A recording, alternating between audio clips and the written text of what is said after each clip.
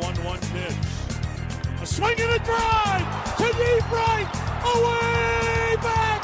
Goal! And with that hammy call, it is time for another episode of A Swing and a Tribe podcast, part of the Press Play Podcast Network. I'm your host, Mike Voorhees.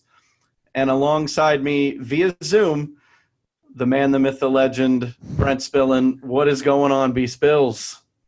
Mikey V, I don't know about all of that, man, the myth, the legend, but what I do know, we are in a better mood than we were last week at this time. What a difference a week makes. We were on a 7-game losing streak, and the night we recorded, they actually lost again, the second game to the Cubs. But here we are, a week later, drying out our crying towels, and not only are we going to talk about the Indians, what they've won, 6 out of 7, I think that's what it is. Yep, 4 in a row. All right, but to talk with us about this awesome resilience of this team that's come back from that terrible losing streak, we have Gabriella Kreuz with us again. Gab, what is up? Not too much, guys. Thanks for having me. Oh, absolutely. Man, it's awesome having you on again. But I know it's probably a lot different for you than it is for us this time of year. So what has been going on? It is. You know, it's crazy. Nobody thought that, I could hype up a bunch of cardboard cutouts this season. If anybody could do it. So I'm not at the ballpark. I know. I was like, you guys are underestimating me. I mean, we could get these cardboard cutouts out of their seats, baby. But no, yeah, it is. It's definitely been a different season for me. I've been sort of just on the outside looking in, but that's kind of been all of us too. This year has definitely been a different for every sport, football, basketball, baseball. It's just weird not seeing fans. And Gab, I think it would be awesome if they had you at the stadium right now talking to the cardboard cutouts, because for home entertainment value, we would love to see it. Why are they not letting you do that?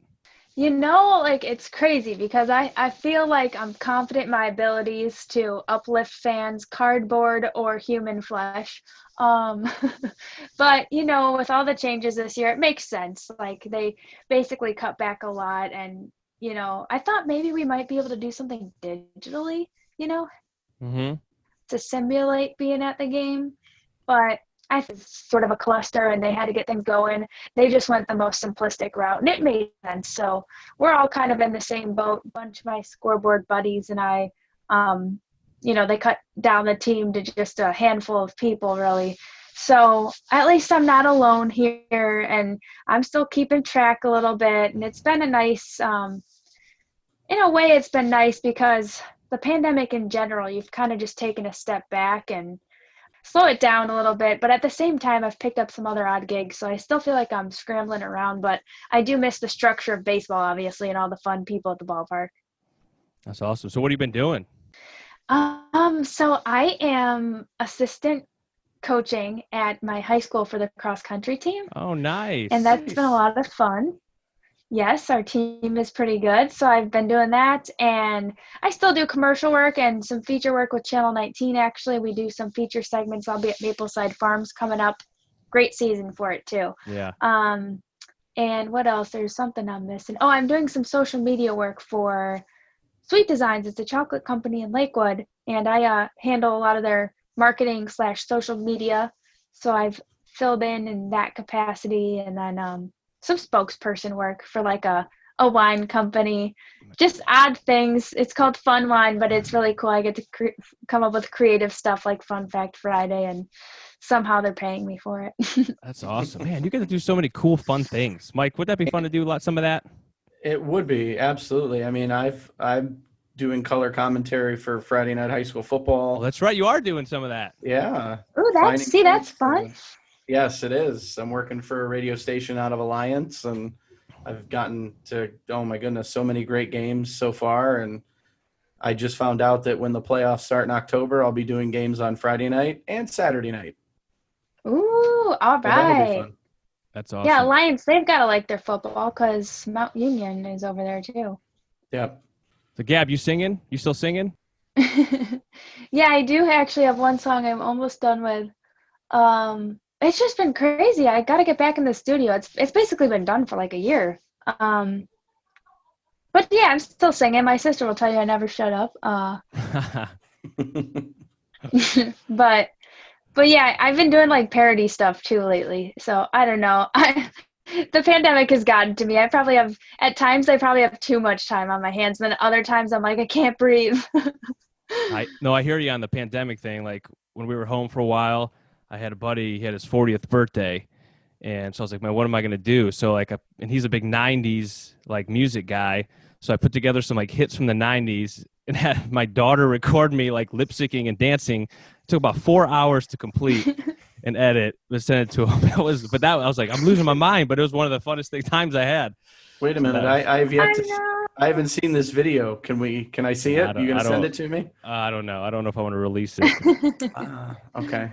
Oh, that's amazing. We did a similar family thing. That's cool. Cool. Well, shifting gears to baseball here. So, Gab, what has been your overall impression so far about the Indians? Oh, for a second there, I was worried about just our hitting, Mm-hmm. It seemed like Fran Mill was the only one making contact there for a minute, but it's good to see Jose being his true self, you know what I mean?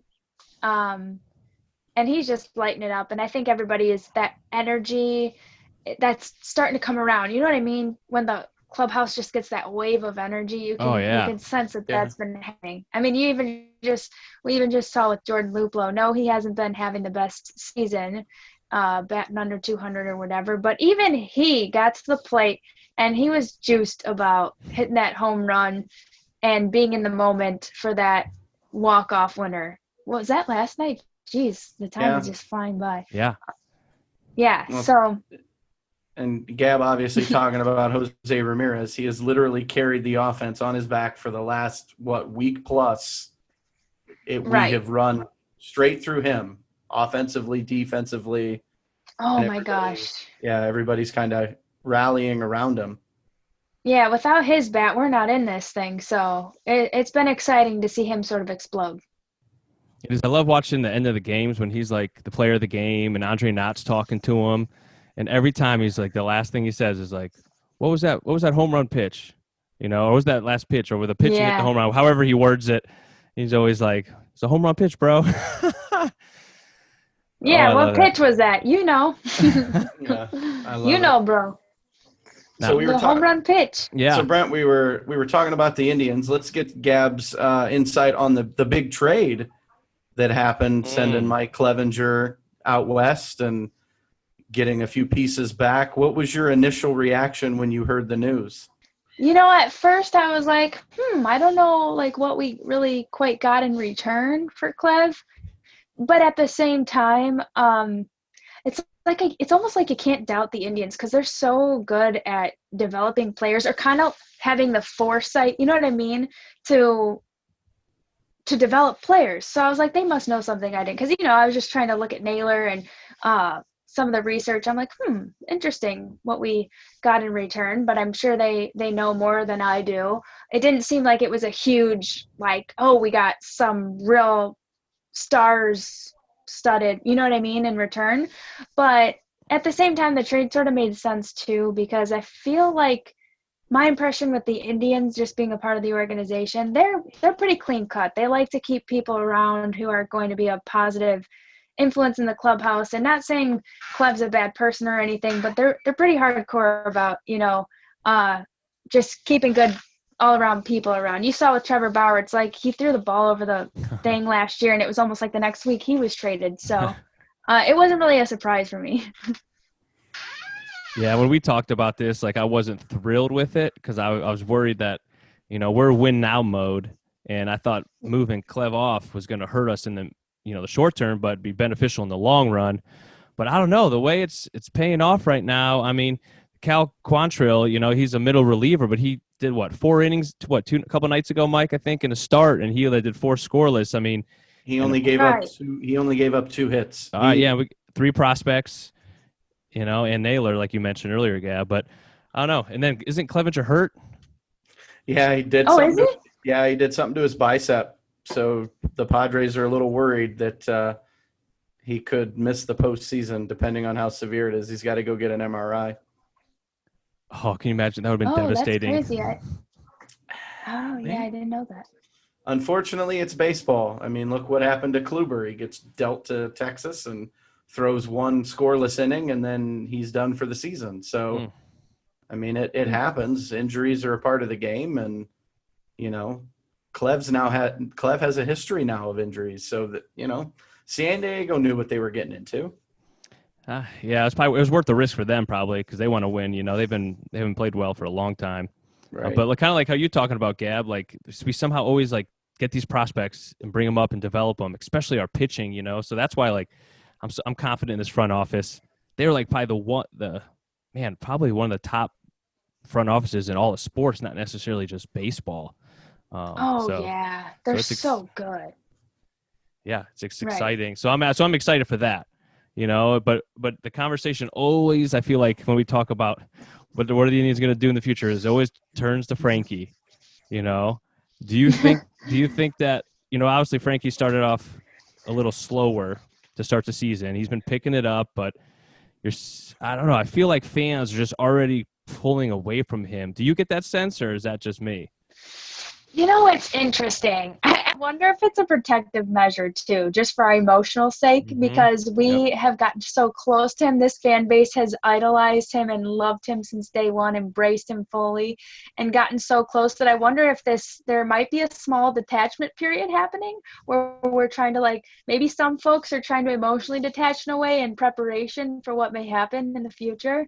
That could be part of it. I don't know.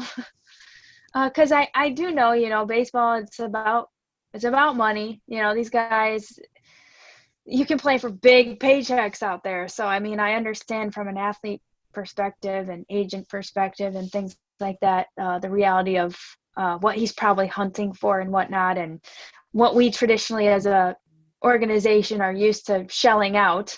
And just realistically, we're not one of these big market teams. So, maybe people are coming to a little bit of an acceptance, and I don't know that they're moving on from Frankie. Who's going to move on from this guy? Yeah. But maybe there's a little distance there. Yeah, I mean, I have to admit, I'm kind of like that. I'm not like, oh, I'm done with you, Frankie, but it is. I'm kind of pulling away. It's like, yeah, I'm protecting myself because I don't want to be hurt. I know it's coming, and then everything's like exaggerated. So like when he hits into another double play or he gets thrown out, I feel like he's got thrown out a little more this year. They were trying to steal, and I'm like, oh, why couldn't you get some guy home with, when we had somebody in scoring position? I'm like, stop it. I'm like finding ways to like, not like him, if that makes sense. But I'm trying to push myself away and protect myself. And it's so hard because I want him here, but like, I understand the business of baseball. I mean, he's not going to be, and I don't know. Do you think they'll trade him in the offseason, or do you think they'll keep him and see what happens next year? That's a great question. I mean, I can't see why they wouldn't try to keep him for as long as possible. You know what I mean? But then again, I don't know. I don't have that type of business cap either, and there's probably timing and certain things that go into it. So wouldn't it be a huge shock if they re-signed him this offseason? Do you think it's possible that they could be working on this and behind the scenes, and we come to find out? Well, here's the thing. Yeah, here's the crazy thing is Frankie's always said, now I don't know if he's just putting on a front for the public or whatever, but he's always said he really loves Cleveland. I really think he does. So I would think that they would try to the best of their ability to work something out. And if it's just absolutely can't be done, you know what I mean? Yeah. This is the same team, remember, that shelled out money for Edwin Encarnacion back in 2016 and shocked the world when we signed him. So I think it's possible. They don't have a ton of payroll obligation to where they couldn't afford a big salary. I was going to say, I don't think so. I was going to say, I do not think that they're going to keep him. But I don't think they're working at it behind the scenes. I think they're trying to be professional about it. Frankie's trying to be professional about it because this payroll, they're cutting and cutting. I mean, realistically, next season, I think Carrasco and Ramirez will be the only players potentially to be paid over $1 million because they probably won't take Brad Hand's option. They probably won't pick that up. It's $10 million.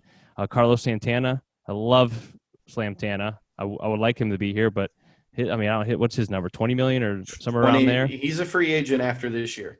It's not. There's not. Oh, okay. There's no option. No, it's a $20 million contract. It expires at the end of the season. Okay. So I'm like, I don't, and who knows what they're gonna do in the offseason. Don't forget about Bieber. He's got some money. He's got a good contract. He's not even arbitration. It's a friendly contract is what I'm saying. Oh, I was like, They're don't forget going to have to pay him at some point. not next season. Yeah. I don't think next offseason though. No, it's coming. I think 2 years, maybe 3. I think he's arbitration eligible for 2 years. To your point, Mike, yeah, we did. 2017, that was a good Christmas present when we got Encarnacion. But I'm wondering, that's coming off of a World Series year.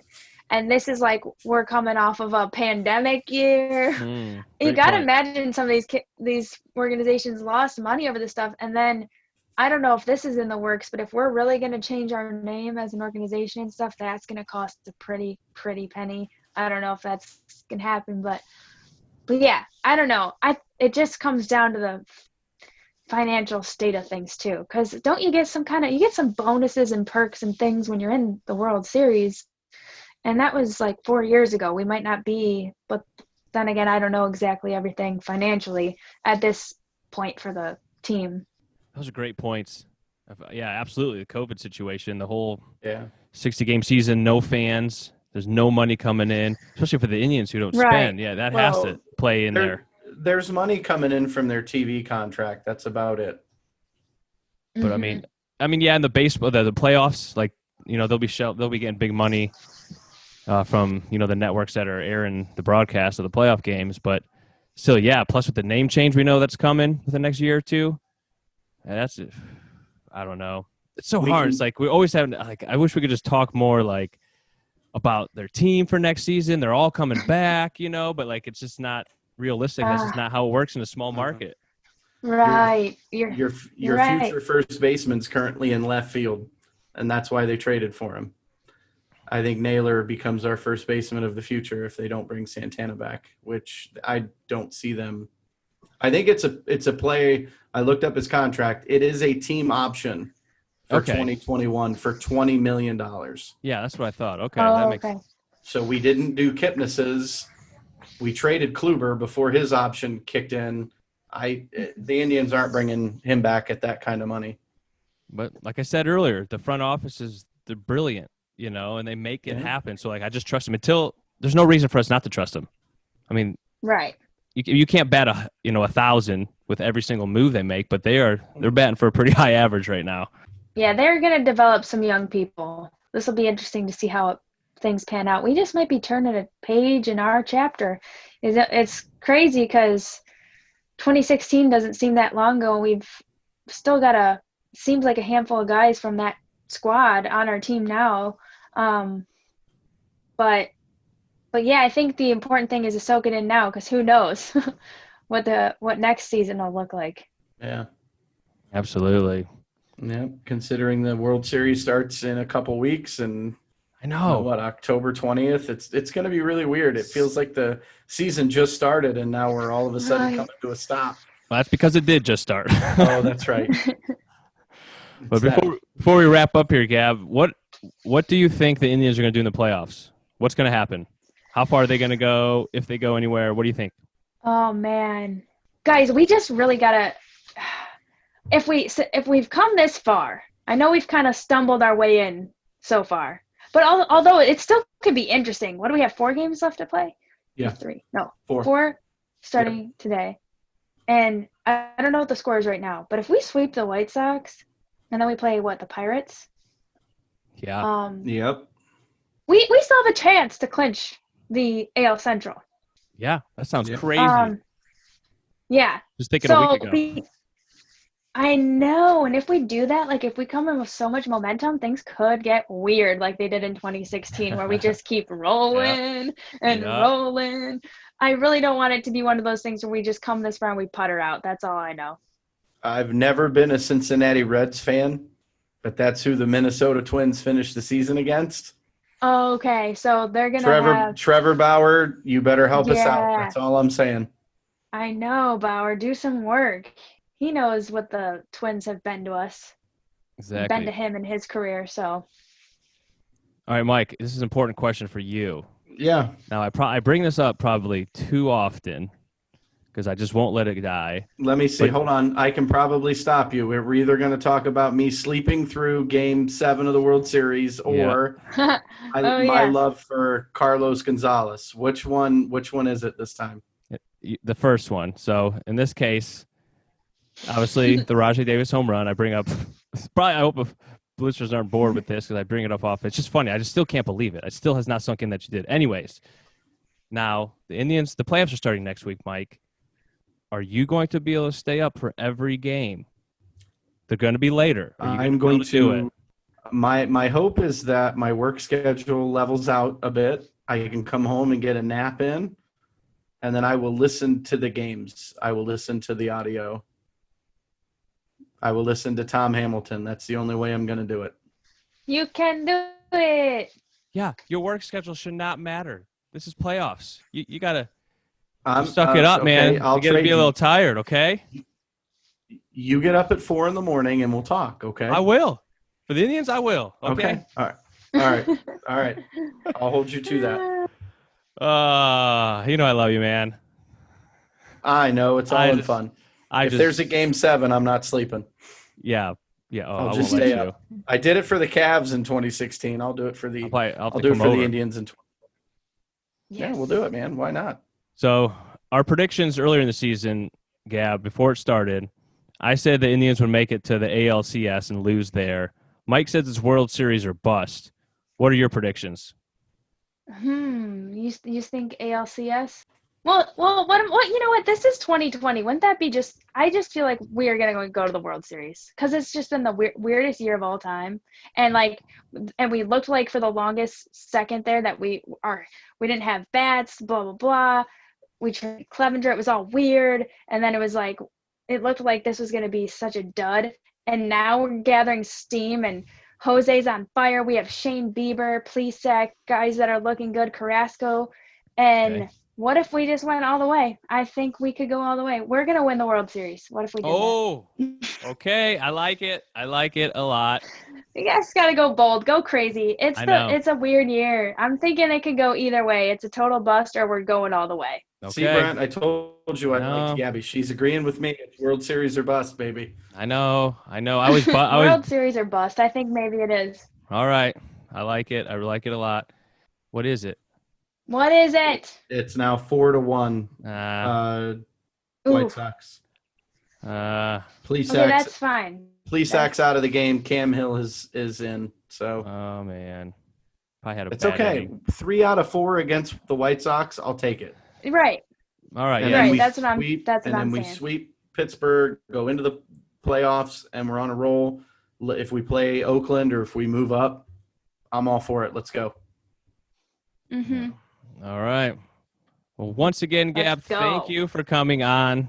We always love having you. Hopefully, we have you on again, either later this season or next year, that you're back in the stadium doing your thing. You know what I mean? So we appreciate you coming on. I know. And let's enjoy this playoff run. And like you said, let's do World Series or bust. Come on. Like Tom Hamilton said, let's make it an October to remember. That's right. Yes. That's right. Let's go, Tribe. Woohoo. Yep, it'll be playoff time. We'll be discussing the playoffs. We'll do a playoff show here in probably a week, and maybe we'll have Gab on when we win the World Series. During Game 7, we'll have her on. Yes. Yeah, I'll have to During wake Game 7, just to hold you accountable, Mike. That's right. I will buy a case of Red Bull to stay awake that entire night. I promise. Awesome stuff. All right, well, everybody, awesome. have a great night. Thank you, guys. Yeah, thanks, Gab, for coming on. Too. No problem. See you later. See you later. Who keeps you cheering year after year? Who's got the ballpark? The best is all right here. Who's got the fans with so much Cleveland?